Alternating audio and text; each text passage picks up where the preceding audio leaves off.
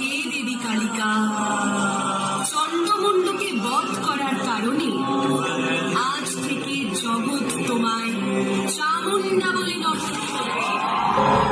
ॐ जय त्वं देवी चामुण्डे जय भूतापहारिणि जय सर्वगते देवी कालरात्रि नमस्तुते।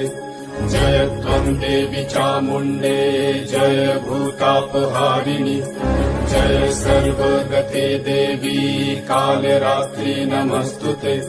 जयन्ती मङ्गला काली भद्रकाली कपालिनी दुर्गा शिवा क्षमा धात्री स्वाहा स्वाहा नमस्तुते। या देवी सर्वभूतेषु मातृरूपेण संस्थिता नमस्तस्मै नमस्तस्मै नमस्तस्मै नमो नमः नमस्तस्मै नमस्तस्मै।